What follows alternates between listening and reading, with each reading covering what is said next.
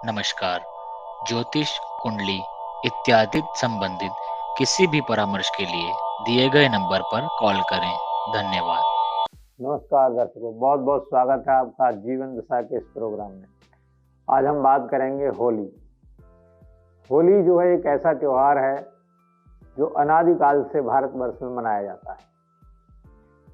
इसके पीछे बहुत सारे इतिहास हैं, बहुत सारे पुराणों की कथाएं हैं, पर इसमें दो तीन चीजें जो खास हैं वो मैं आपको बताता हूँ। सबसे पहला जो हमको प्रचलन में दिखाई देता है वो है हिरण्याकश्यप का जो पुत्र था प्रहलाद। उसने अपनी बहन को कहा कि तुम इसको लेकर के अग्नि में बैठ जाओ, क्योंकि उसको ब्रह्मा जी के द्वारा दी हुई एक ऐसी शक्ति प्राप्त थी, क्या कहते हैं, एक ऐसी चादर दी गई थी जो वो अगर ओढ़ के बैठ जाएगी तो वो नहीं जलेगी और बाकी जो सब कुछ जल जाएगा। पर उसमें उल्टा हो गया। हिरण्याकश्यप की बहन जो होलिका जिसका नाम था वो उसमें दहन हो गई और प्रहलाद जीवित बच गया। इस चमत्कार से किसी से कम नहीं था, तो इसको तब से हम लोगों ने बड़ा प्रचलन में लिया है। और उससे पहले से भी आर्यावर्त में बहुत पहले से ऋषियों ने, मुनियों ने इसको होलिका नाम से मनाया जाता था। होलिका उसका अर्थ होता था कि जो हमारे यहाँ फसल जब तैयार होती है तो पहली फसल हम ला करके अग्नि जला करके यज्ञ के द्वारा, ऋषि मुनि यज्ञ के द्वारा देवताओं को दिया करते थे। उस फसल का पहला भाग जो भी फसल होती थी, जैसे जौ सबसे पहले वो तैयार होता है, तो गेहूं से पहले जौ आता है, उसकी फसल जो है देवताओं को दी जाती थी कि भाई हमने ये नई फसल आई है हमारे घर में, जौ और चना, तो पहले भगवान को भोग लगा के उनको अर्पण करेंगे देवताओं को। तो ऋषि मुनि तो यज्ञ के द्वारा दिया करते थे, उसकी आहुति यज्ञ के माध्यम से। और जो आम जनता थी भारतवर्ष की, वो अपने खेतों में से जौ और चने लेकर के आती थी। तो होली बना करके जब होली जलाते थे तो उसमें सब लोग अपने अपने खेत का अन्न होलिका को अर्पण किया करते थे। उसके बाद फिर उस अन्न को हम लोग अपने इस्तेमाल में लिया करते थे। तो तब इसको होलिका शब्द की संज्ञा दी गई थी। और ये एक ऐसा त्योहार है जो रंगों से भरा हुआ है। भगवान कृष्ण ने इसको और ज्यादा प्रचलन में बढ़ाया।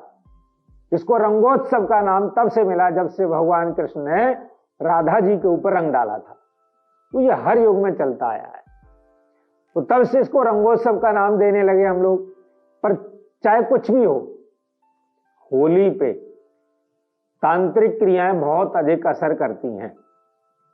अगर होली से आपको ये देखना है किस वर्ष में वर्षा कितनी रहेगी, गर्मी कितनी पड़ेगी, हवा कितनी चलेगी, तो आप होली वाले दिन जब होलिका दहन होता है तो उस समय उसकी जो अग्नि की लपट ऊपर तक जाती है, उस लपट में आप ये देखें कि किस डायरेक्शन में हवा कौन सी चल रही है, उस डायरेक्शन को नोट कर लीजिए।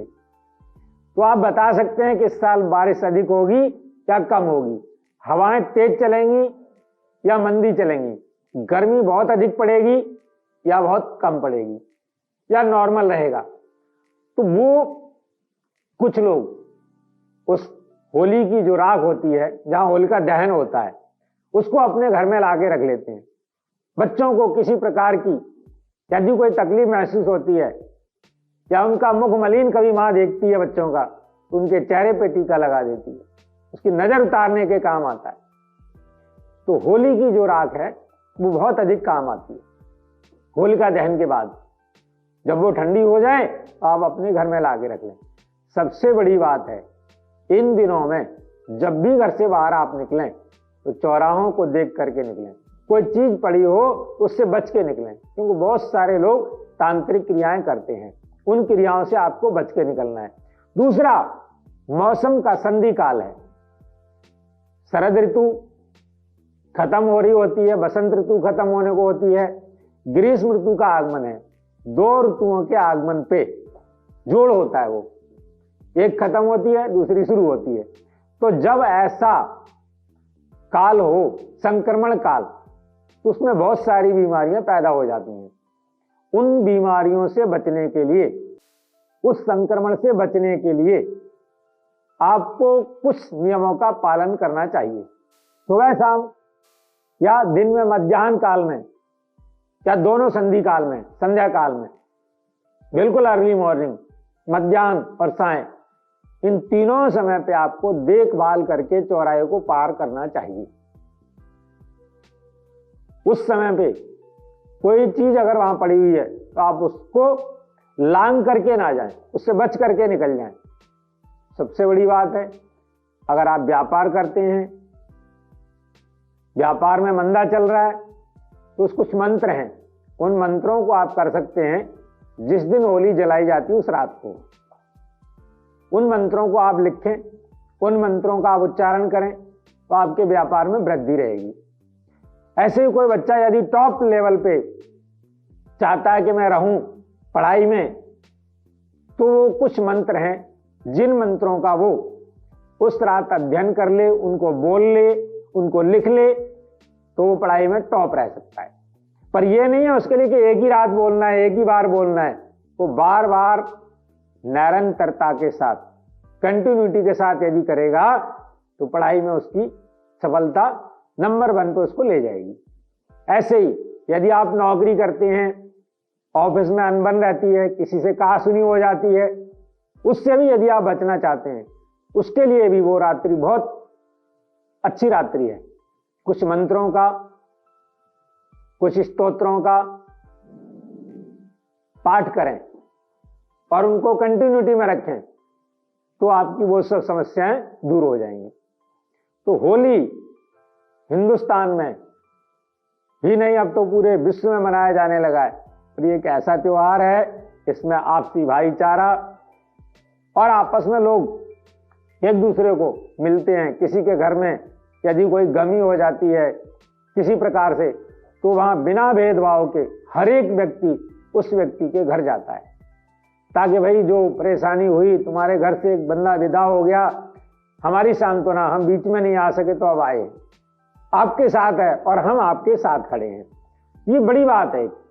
हम हिंदुस्तान के लोग अपनी तकलीफ में तो है ही हैं, एक दूसरे के साथ हैं, पर एक समय ऐसा आता है, चाहे वो अपरिचित हो चाहे परिचित हो, हम सब लोग अगर कोई तकलीफ है तो उसके साथ खड़े होते हैं। यही हिंदुस्तान की अनेकता में, विविधता में एकता के दर्शन कराती हैं यही चीजें। हम अलग अलग जाति, अलग अलग धर्म, अलग अलग वर्ग से आते हैं, पर फिर भी ये त्योहार हमको आपस में जोड़ते हैं।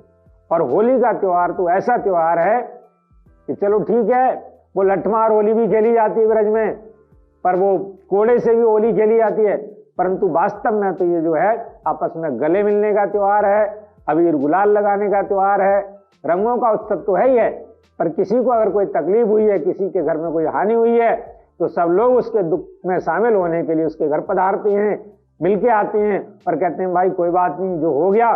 कई बार क्या होता है कि किसी में झगड़ा हो गया आपस में दोस्तों में, तो कहते हैं नहीं भाई होली आ गई, सब झगड़े बुला के होली पे मिलके आएंगे, पीछे के सब खत्म, जो होली सो होली, अब आगे के लिए सब अच्छा है।